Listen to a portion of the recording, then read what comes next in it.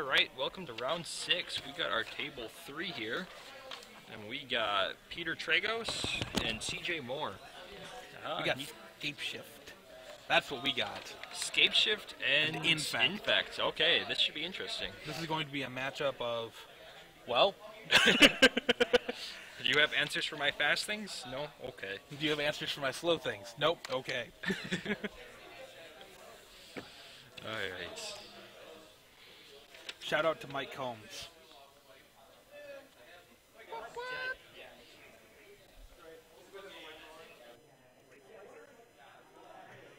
Alright. But yeah, it looks like we have a fairly typical Scapeshift list. I'm looking at 4, 4, 4, 4, 3, 3, 3, 2, 2, 2, 2, 2, 2. Alright then. Yeah, then, I'm not seeing anything too out of the ordinary here. This is the Wild Defiance Infect list, so... Oh, we got it. It's on screen right now. Look at that Temple of Mystery. Oh, man! That's spicy. Look at that. Look at that Scapeshift player scry. That,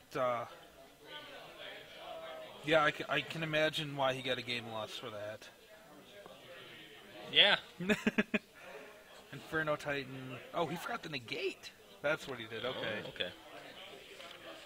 Worm Coil. He's got the Monastery Siege on the board. That's what I actually like. It is a cool card. Yeah. No, that's pretty awesome. I got some Twisted Images in this sideboard. I love that card. A Carrion Call. Piracy Charm. Couple Dispels. 3 Spellskites. Nature's Claims. Apostle's Blessing. That card's fun. I remember that from Standard. Alright. We got Glistener Elf. Followed by Sakura Tribe Elder. It's a fairly typical start for both players. That Sakura Tribe Elder is just gonna like float right in front of that Glistener Elf. Yeah, I will block. Yep. Insert blocker. Yeah. And they trade. Look at that. Oh, he's actually... Wow. Yeah, that's surprising, actually. That's unique. One would have thought that he would have pumped or something.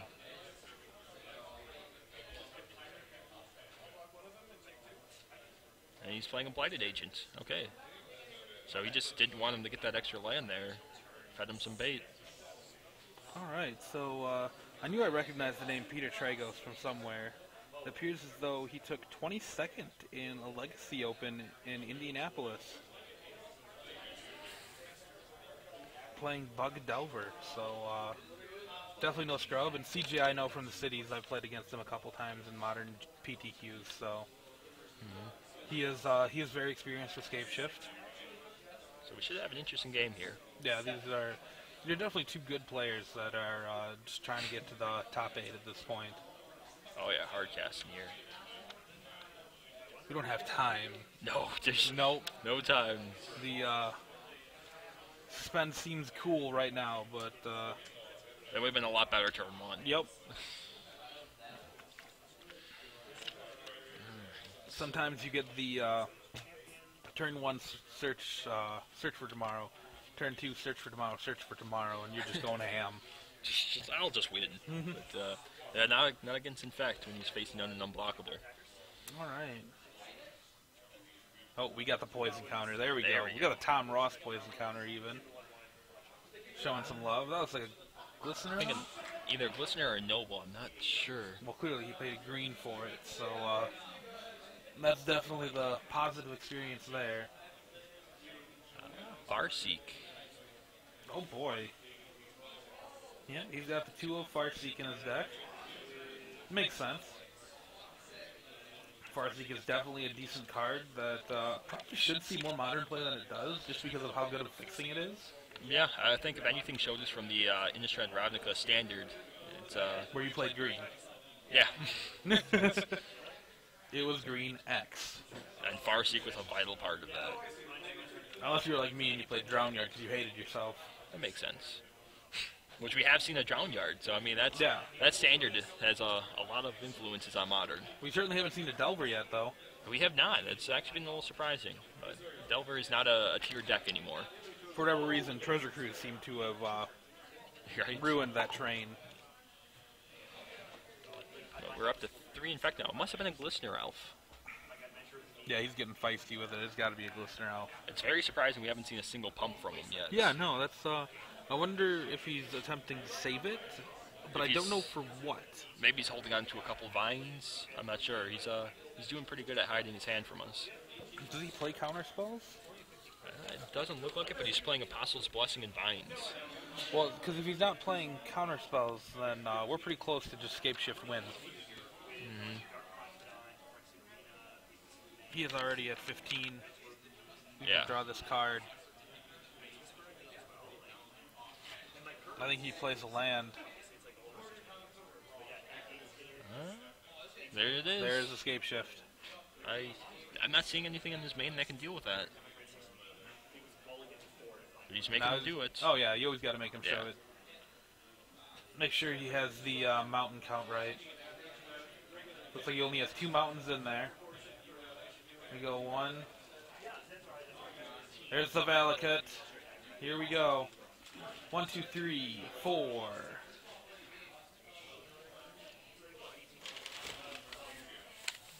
5. One more. One more, CJ. There we go. And that's what we call a straight 18. And that is straight 18 to the dome, and Peter Tragos is just he's gonna die like that. All right, going to the board here.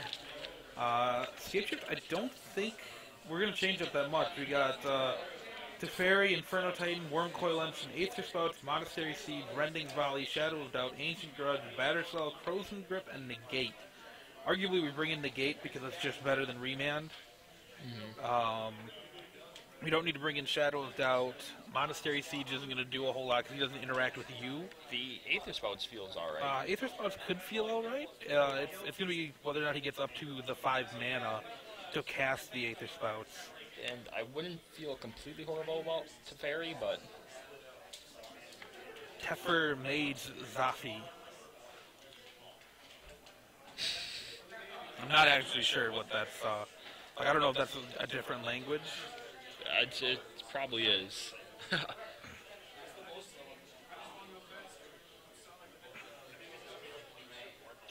Google says no. But other than that, no, I don't think anything else is coming in. Rending Volley can hit the Blighted Agent, that's it. Wormcoil Engine isn't going to do a lick of good. Inferno Titan, arguably, but the argument isn't a very good argument. No, it's... I feel like he just needs to go as fast as possible. Over on the Infect side, we got Carrion Call, a Piracy Charm, a Dispel, 3 Twisted Image, 2 Spell Pierce, 3 Spell Skite, 3 Nature's Claims, and 1 Apostle's Blessing. I like Spell Skite a lot, but I don't think it's actually needed for this matchup. I could see bringing it in. He already has 1 in the main. I could see maybe bringing in the second, possibly a third, but I don't think you bring in the full play set. The Spell Pierce, I think he needs to run the Spell Pierce. Other than that, I could see the Dispel coming in. Okay, I can see that argument, just counter. But otherwise, yeah, he just needs to go fast, which we didn't see a single pump spell from him game 1, which is... No, and it makes me actually wonder, we didn't get to see what Peter kept at all. Yeah, we didn't. And I think if we had been able to see it, we might have known what he was on. Peter, of course, giving our friends over at Nerd Rage Gaming their time. They sponsor one of your favorite streamers, Joe Lassette. That's very true. One of my friends, Kent Ketter. So they must be good people. A little bit. I don't know. Kind of. I mean, they're no D20, but... I did play Noah Cohen in St. Louis and lost. He seemed alright. No, he was fine. Turns out Golgari Charm is pretty good against Death and Taxes. Really? I wouldn't imagine that. Right? Something about -1/-1 to all creatures. He could have at least not flipped his Delver to it. Right? Like, that would have just made that so much better. Like, yeah, you could wipe my board, but it'll cost you your Delver. Yeah. Instead, he's like, here, take 3, then die. Both players seem pretty comfortable with their with what they were going with, and we're gonna deal ourselves some 7 cards here. Not the Steven Speck way.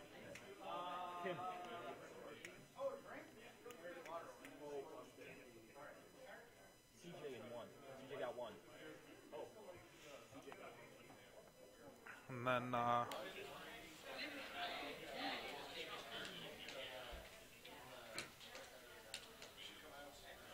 we got the probe right away. The double mountain hand is always a little awkward, especially with the cryptic command without any mana to cast it. Oh, I'm sorry, that's a peer through depths. Look at that. I haven't seen that card used in a while. Is it? No. Yeah, that's a peer through depths. That's the art for it. Oh, there it is. Okay, yeah. He has there's 2 of them. It had a blue background. I thought it was cryptic. I'm so used to cryptic command. My apologies. I'm obviously an amateur, and Bill is grasping at something here. There's a little fly. Oh, okay. Oh, there it is. Oh, we got a turn 1 double hierarch play here. Followed by the Inkmoth Nexus, 3 mana. That's a Wild Defiance. Oh, there we go. That's a Wild Defiance if I ever saw it. Wild Defiance is what we like to call a combo with that 1 card. It's real good. Mutagenic Growth. That makes sense. Pay 2 life, give target creature +5/+5. It works. Apparently, that's if Channel Fireball showed us anything, it works. And like the cool thing is that it works defensively too. So when they try to bolt your creature, it's just like, well, I'm actually out of bolt range now. So, oh, and we are going to go down once again for the Gitaxian probe. Looks like he did actually pick up that cryptic command now. I can't quite see it in the far corner there, but it kind of looks like a full art cryptic. It does.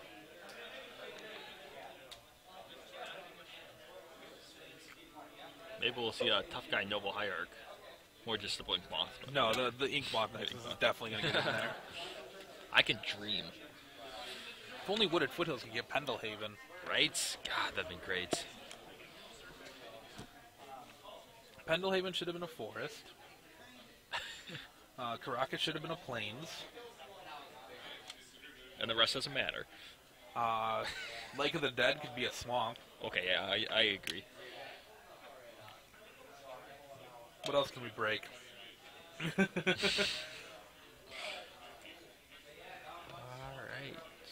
I can't think of any good red land except for Valakut, which doesn't need to be a mountain for any reason. Other than it would trigger itself. Yeah. Okay, cool. Valakut's a mountain now. Look at this. I'm fixing magic as I go. Yeah, why hasn't Wizards contacted you yet? Clearly, I am the best. Alright. CJ is definitely doing a good job of keeping his hand concealed. Thank you, CJ.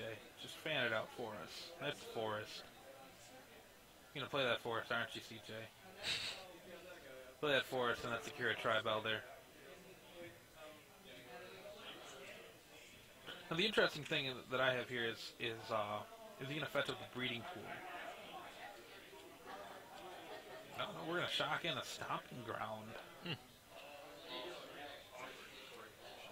And then we're gonna pass the turn, so we are leaving up remand mana. Doesn't seem horrible. He goes down to 15. The important part, though, is Wild Defiance just goes off targets. The spell doesn't actually have to resolve.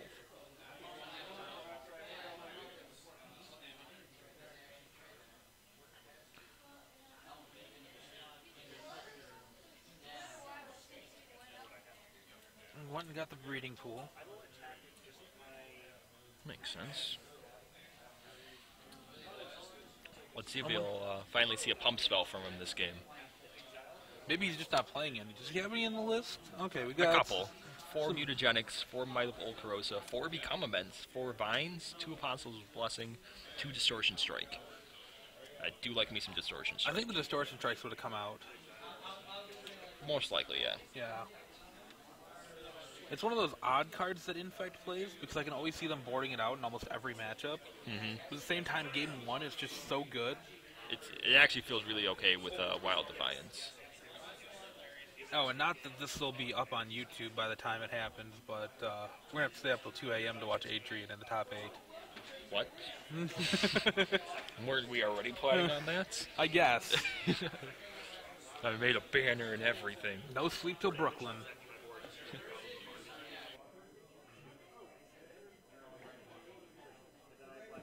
Alright, so that Ink Moth is getting in there, and he's just got a bunch of mana open now.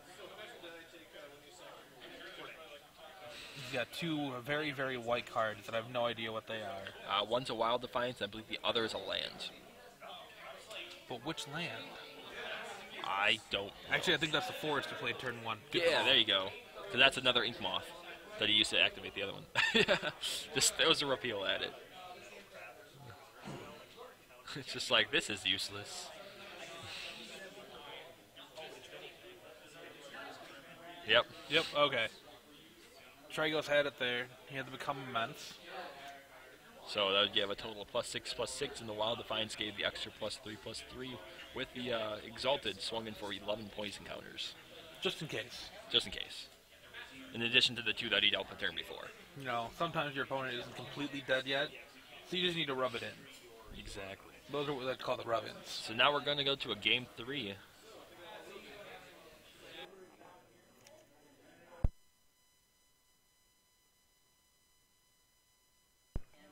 And I don't think anyone's going to change any of their sideboard plan here.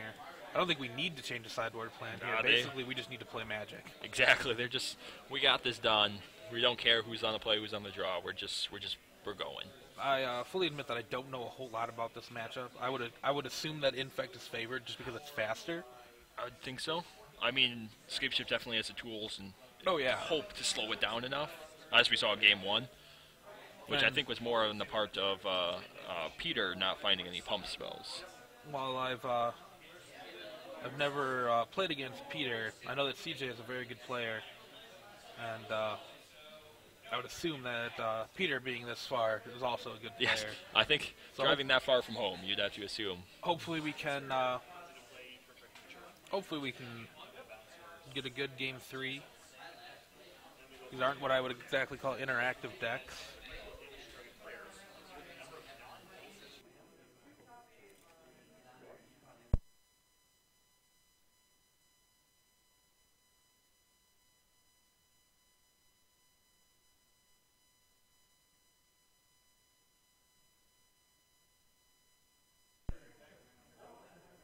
Ah, 31 minutes. Thanks, bro.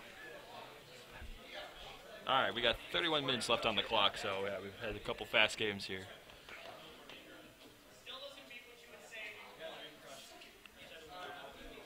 Alright. I think Peter's taking a mulligan here. Didn't like the 7 that he opened up, so we're going to 6.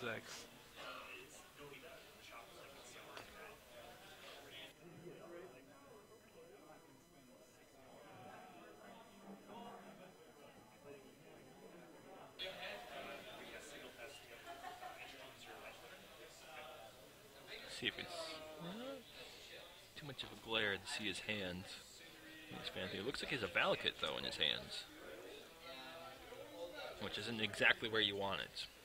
Right? You're just going to lay that turn 1 Valakut and feel okay about it. That's exactly what he does. Yep. I mean, that's phase 1. Now prepare for phase 2. I believe it's Untapped Forest, Sakura Tribe-Elder. It seems adequate. Turn 3 Forest, suspend 2 search for tomorrow's go. Let's see what happens the next turn. Then you die to Infect. Good, that's... Yeah. Train derailed. You got it.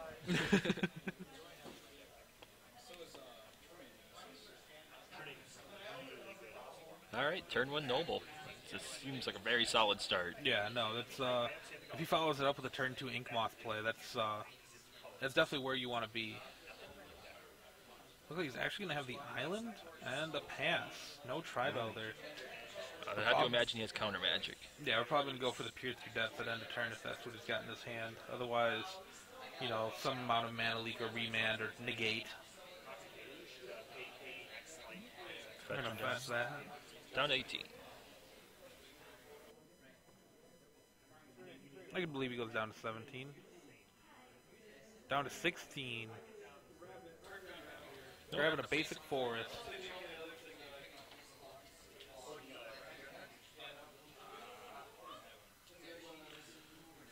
And I feel like this is going to be either a Wild Defiance or a combo Blighted Agent, Glistener Elf. That would feel pretty good. Oh, there's a Wild. There's a Wild Defiance. Let's see. There it is. Remand it. Got him. Can't feel bad about that one. We're going to play Breeding Pool tap and pass the turn.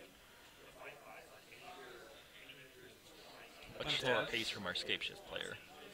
And then he's going to negate it. That feels good for the Scapeshift player here, Computer. Sorry, for CJ.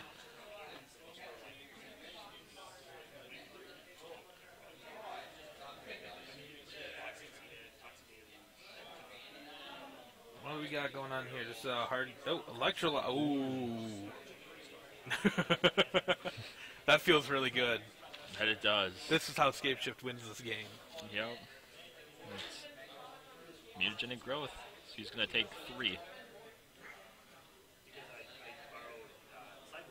So at least he got 1 in on the player. Mm-hmm. And it was still a 2-for-1. He could have gut-shotted the Noble Hierarch if he had done 2. I mean, that's playing to your outs. Go for the gut shot. I still remember when everyone was going crazy over the Delve.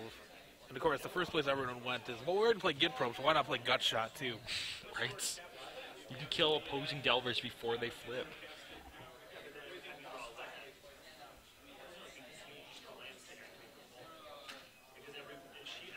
It was one of those where you're just like, you probably don't actually play Magic, do you?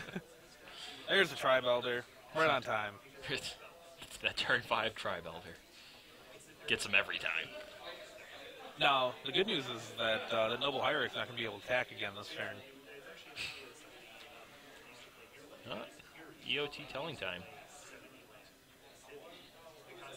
I can see the Dispel here if you brought it in. Spell Pierce also doesn't feel bad. The nice thing about this telling time is we have the shuffle effect with the Tribe Elder right after. Mm-hmm. So if he has to put something at the bottom that he actually wants, or if he has to put something on the top that he doesn't want, he's perfectly capable of shuffling it all away. Mm-hmm. Looked like a green spell that he kept there. I couldn't see which one. Oh, Scapeshift. So you found the Scapeshift. There it is. Alright, he's at 13. Yeah, he doesn't need that many. And then he has the Valakut in play.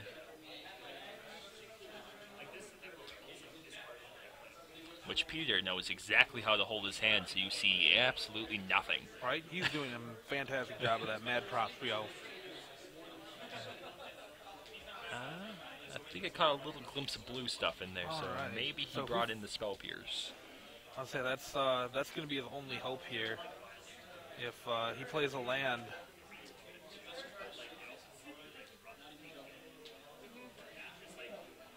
Just gonna pass the turn. no, now we're going to have active Ink Moth going. There it is. Get the Exalted trigger off of it. We're going to play a Might of Old Krosa. Might of Old Krosa. We are going to Cryptic.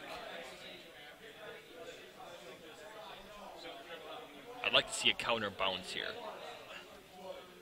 I don't think you can bounce because the Ink Moth is already active, so you can already have the vines.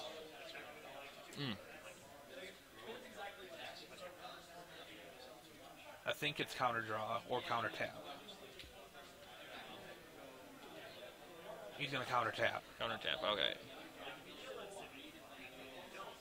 No, counter draw. Well, so he took 2 infect. Oops. And well, CJ's got some of his lands off camera there. Yeah, we're gonna Farseek now. Get a Breeding Pool.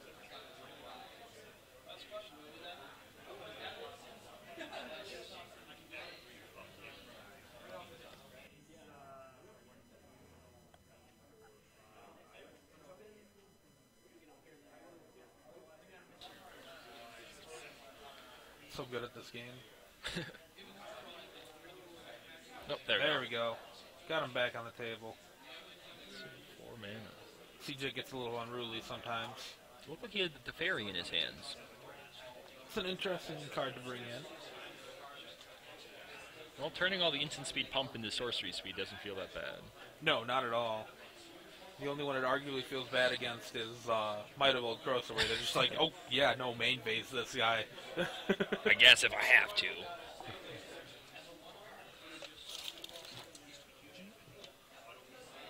And you do get up to 5 mana pretty easily, so. Looks like we got 2 breeding pools on the field. So, Tragos isn't out, has 2 Spell Pierces that he almost obviously brought in. I would imagine you brought the Dispel in as well. But the Dispel's not going to stop Scapeshift. No, but it would stop the counter back. Yeah. Can't tell exactly what he has. It looks like he's an Apostle's Blessing, though.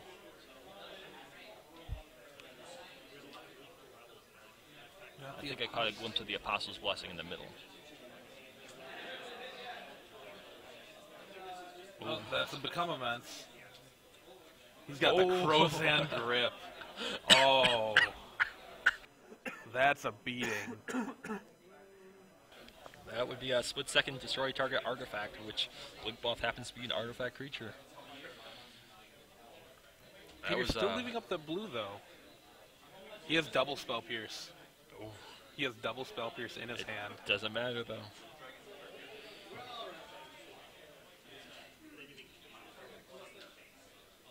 He says Scapeshift. What do you got? He's going to sacrifice those lands. Alright, that's 1. Just needs to show him 5. 2, 3, 4, 5, 6. Triggers. And it looks like CJ is going to take the match. Apparently he must not have had the double Spell Pierce in hand. But, no, that was a good match between the two. That K-Grip was pretty zesty. It did, but it looks like he did have the double Spell Pierce in hand. And, and he had the Apostles.